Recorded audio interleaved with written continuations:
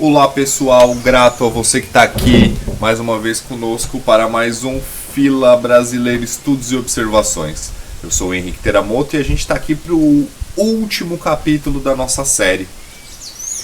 Nós vemos falando da história dos cães de presa na América Latina. No último capítulo nós falávamos sobre a estrutura de abastecimento à região de Minas Gerais após o ciclo minerador e falávamos aí sobre os cães que acompanhavam as boiadas vindas do sul, das regiões aí como Argentina, Paraguai, Uruguai, Rio Grande do Sul, Santa Catarina, com destino aí a Minas Gerais, Goiás e Rio de Janeiro, que eram aí polos econômicos importantes da história do nosso país nesse momento.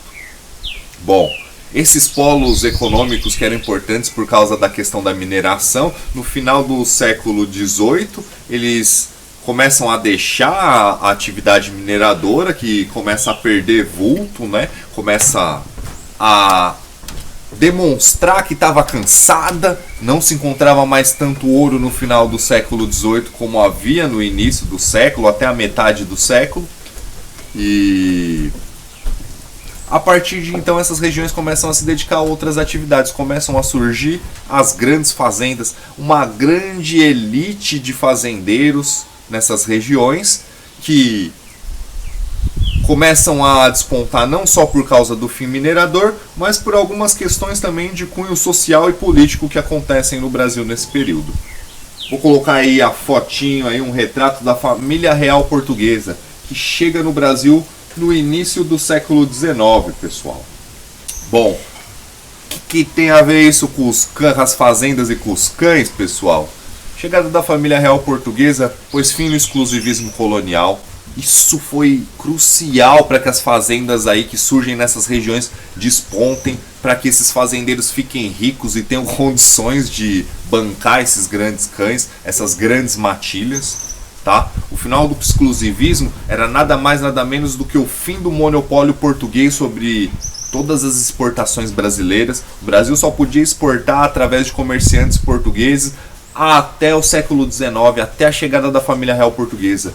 Depois da família real, depois da chegada, o Brasil passa a poder fazer comércio com qualquer parte do mundo e logo passa a lucrar muito mais. Ele tira Portugal, né, desse papel de intermediário que fazia com que Portugal ficasse com os maiores lucros de todas as produções brasileiras. A família real portuguesa também, pessoal, que vocês estão vendo aí na tela, vai ser imprescindível para quê? Para a formação de uma classe acadêmica brasileira. Com a chegada da família real, você vai ter a fundação das primeiras universidades no Brasil, você vai ter a Universidade de Medicina, a primeira universidade do Brasil sendo fundada em Salvador, você vai ter as universidades de Medicina, de Direito sendo fundadas aí na sequência no Rio de Janeiro. E essa construção de uma classe aí de gente letrada, de gente estudada dentro dos conceitos portugueses, vai tornar no século XIX o número de registros com o nome cão de fila para descrever os cães que haviam por aqui pela colônia algo extremamente comum. Você vai ter aí o registro do Bruto, vou colocar a foto do Bruto aí na tela de vocês, e o Bruto é um registro aí muito singular, porque você tem aí o corpo do Bruto empalhado até hoje no Museu da Polícia Militar do Rio de Janeiro, e você consegue perceber algumas características, né? Claro que o fato desse animal estar empalhado há mais de um século deturpam algumas questões morfológicas, mas a gente pode observar aí cor, porte do animal, um animal de grande porte, né? Essa coloração aí entre um tom de castanho e baio, uma orelha triangular que a gente vai ver aí tanto na raça cimarrão uruguaio quanto no fila brasileiro, tá? E voltando aqui falando com vocês, a gente ainda vai ter nesse século XIX um registro clássico de cão de fila, que é o registro feito pelo Euclides da Cunha, no clássico Os Sertões. Euclides da Cunha, vou colocar uma fotinho aí da Marta, do Zé Gomes, tá? Para vocês ficarem apreciando enquanto eu recupero com vocês. A passagem do Euclides da Cunha falando aí sobre cães que o exército brasileiro encontrou quando invadiu o povoado de Canudos após já semanas de bombardeio.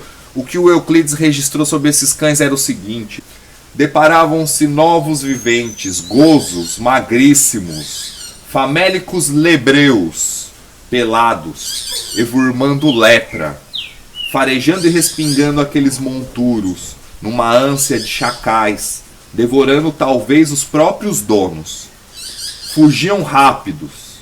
Alguns cães de fila, porém, grandes molossos, ossudos e ferozes, afastavam-se devagar em rosnaduras ameaçadoras, adivinhando no visitante o inimigo intruso, irritante e mau.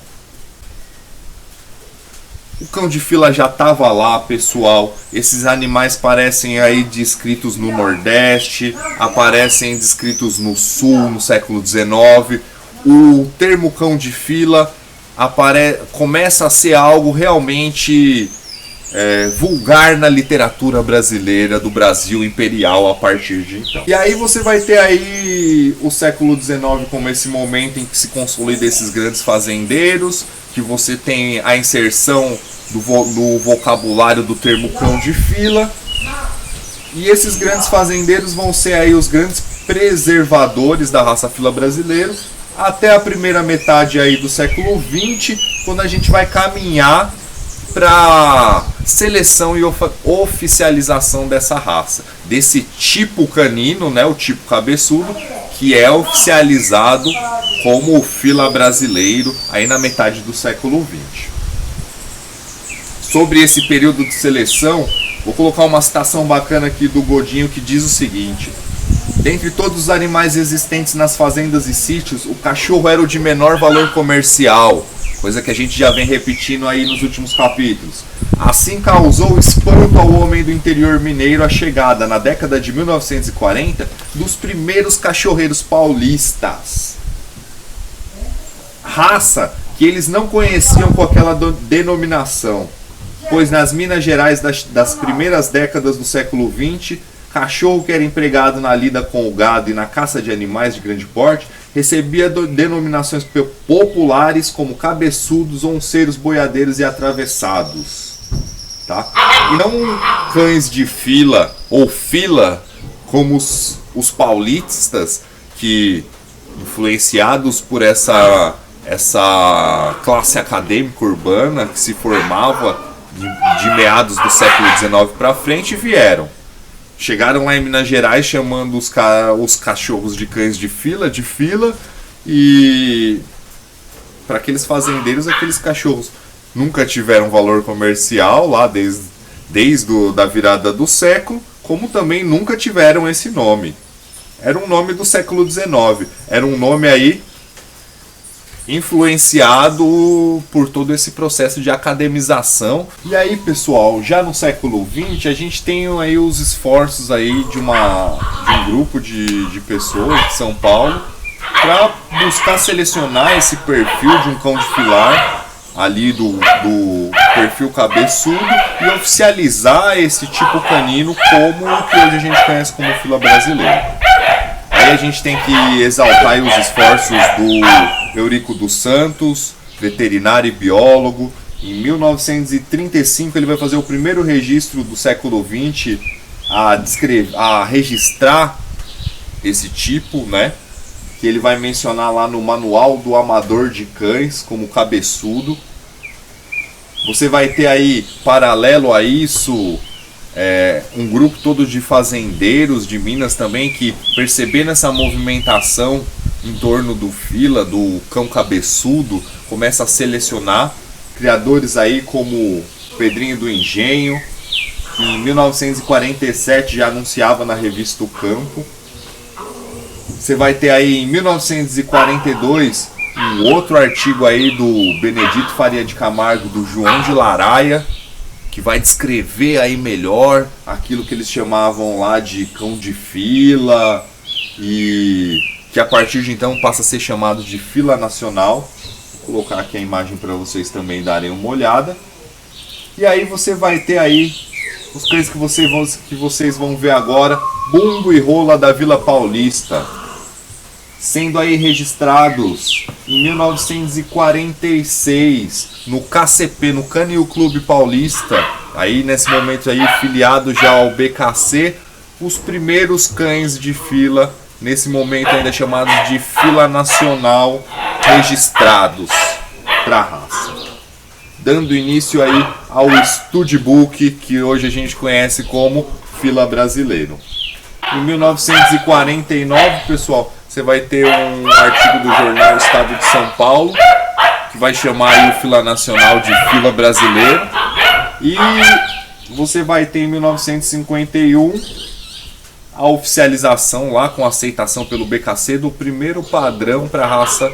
E aí nessa atualização aí, nesse 1951, você tem aí o primeiro padrão para o cabeçudo, até então fila nacional, sendo chamado aí de fila brasileiro, adequando o nome dos registros, o que a mídia escrita da época aí já propagava, né? Então aqui, pessoal, a gente encerra o ciclo que tenta contar um pouco aí do surgimento dessa raça, da introdução desses cães de presa na América, até esse período da oficialização desse perfil descendente desses cães da conquista, chamado cabeçudo, que vai ser oficializado aí pela primeira vez em 1951.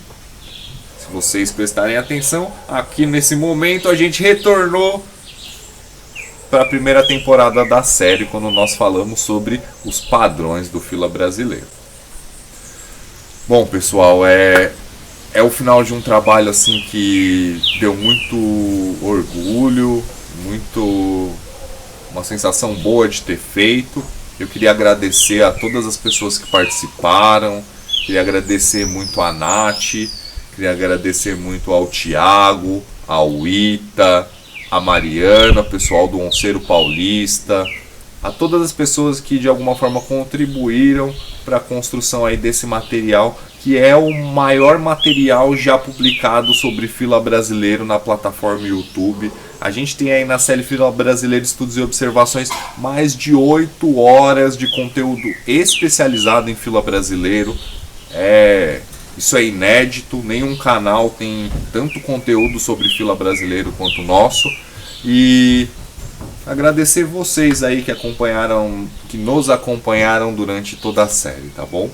Agora a gente deixa aí esse material de registro para quem posteriormente quiser consultar e conclui junto com vocês uma etapa aí do nosso projeto de estudo, pesquisa e criação, que era divulgar aí esses resultados de pesquisa para vocês, tá bom?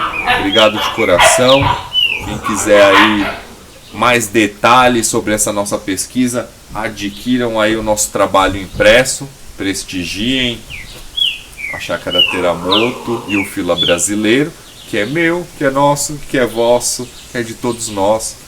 E aí por isso a gente cuida com muito carinho, tá bom? Beijo para todos vocês. O canal continua com outros vídeos. E tchau, pessoal. Valeu de coração. Uau!